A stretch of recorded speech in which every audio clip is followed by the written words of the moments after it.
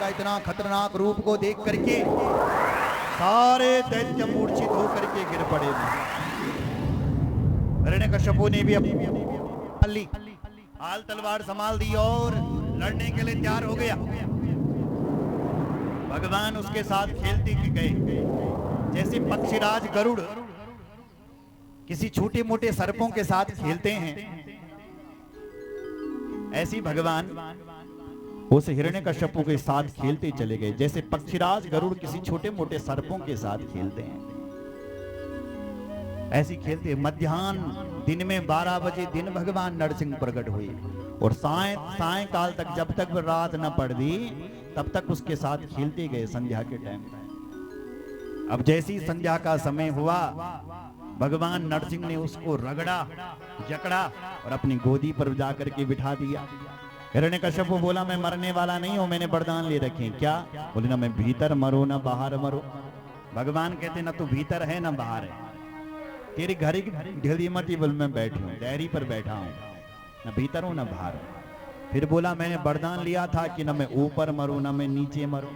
भगवान कहते, ना तू ऊपर है ना तू नीचे धरती पर, देख मेरी गोद पर से तू बैठी, जंगहों पर बिठा रखा तुझे, अब मारूंगा। फिर बोला, मैंने वरदान ले रखा था कि ना मैं दिन में मरूं ना मैं रात में मरूं।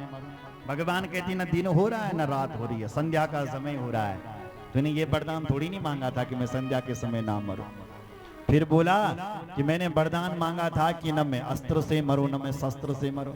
भगवान कहते, ना मेरे पास अस्त्र है ना शस्त्र है, देखने लगी एक लंबा लंबा नाखून, इसी से तुझे फाड़ूंगा, तेरा उदर विदीर्ण करूंगा। अब घबराया, मैंने वरदान लिया था कि मैं ब्रह्मा जी की बनाई हुई सृष्टि में किसी से भी ना मरूं। भगवान कहते, ब्रह्मा को हम बनाते, हमें ब्रह्मा थोड़ी नहीं बनाता, हमने ब्रह्मा को जन्म दिया।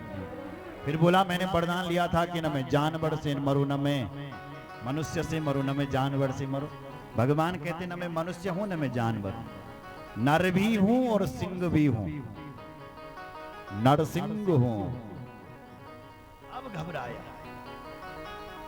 सत्यम विधातुम निर्जभृत्यभासितम व्याप्तिम च लोके व्याप्तिम च भूति स्वखिलेषु चात्मना अदृश्यतात्मद्भुत रूपमुद्वहन् स्तंभी सभायां न मृगम न मानुषम।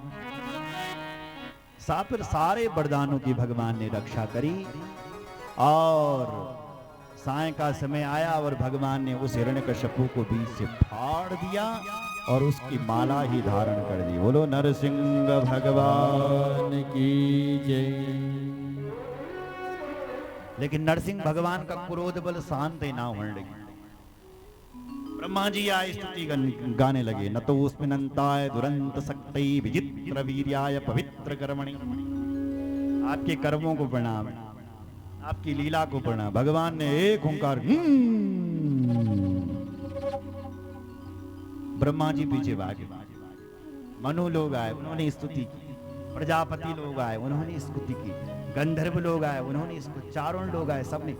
लेकिन भगवान नरसिंह को बल क्रोध शांत ना होने लगे। किसी ने कहा, भैया एक काम करो, लक्ष्मी जी को बुलाओ। पतिदेव कितने भी क्रोधी हो जाए तो की पत्नी बल तो नहीं मन अच्छे ढंग से झाड़ दी।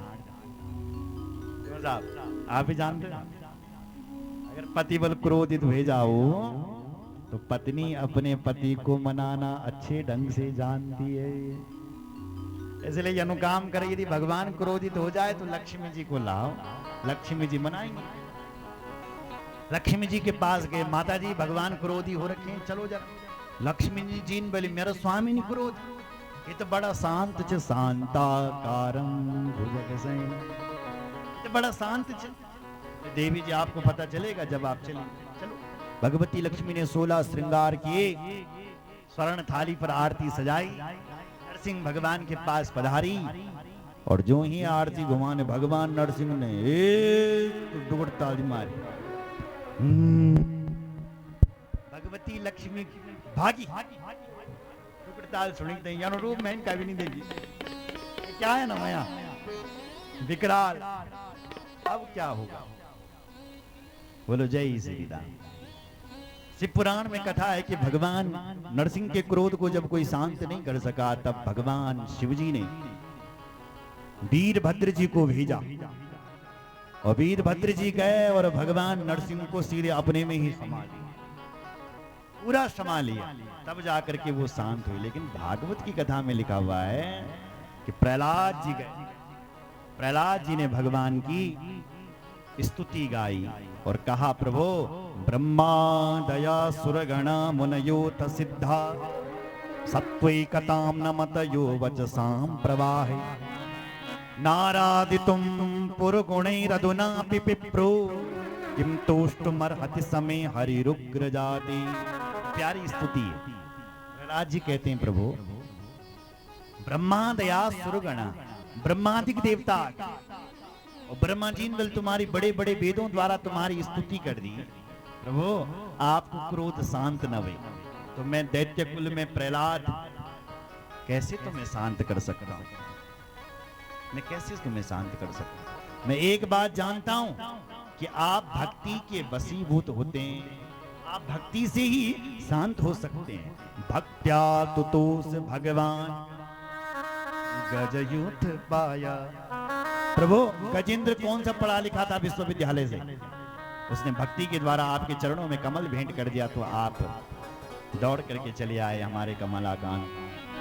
इसलिए प्रभु आप भक्ति के द्वारा प्रसन्न होते हैं। प्रभु आप कितनी भी गर्जना कर दो, कितनी भी तुम दुगुड़ताली मारब, सब लोग आपको देख करके भाग गए, लेकिन अहम न बिभेमी, मुझे कोई डर नहीं। क्यों भाई तुम्हें डर क्यों नहीं? बोले प्रभु वनराज सिंह जब जंगल में जब बाघ डुगुड़ताल मार दो, शेर जब गर्जना करता है उस जंगल के सारे पशु भाग जाते हैं, लेकिन जो शेर को बचा वो ना बल वो शेर के सिर में जाकर के बैठ जाता है, क्योंकि उसको पता है कि मेरे लिए तो इन्होंने ये गर्जना कर रहे हैं, भले सब भाग गए। उसी प्रकार प्रभु आपको देख करके सब भाग गए, लेकिन मैं क्यों भागूं? अहम न बिभीमि, मुझे डर नहीं है, क्योंकि आप मेरे लिए तो आए हैं, मेरी रक्षा करने के लिए तो आप आए हैं, इसलिए प्रभु मुझे कोई डर नहीं। भगवान प्रसन्न हुए, प्रहलाद से बोले वरदान मांग। प्रहलाद ने कोई वरदान नहीं मांगा, भगवान कहते हैं मेरी प्रसन्नता के लिए मांग। प्रहलाद ने कहा प्रभु यही वरदान दो कि आप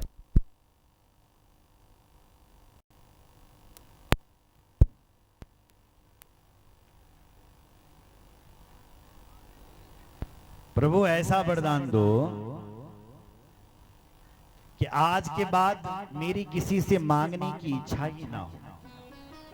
भगवान ने तथास्तु किया और बहुत सारा वर प्रहलाद को दे दिया। बोलो भक्त वत्सल भगवान की जय। हर हर महादेव, हर हर महादेव।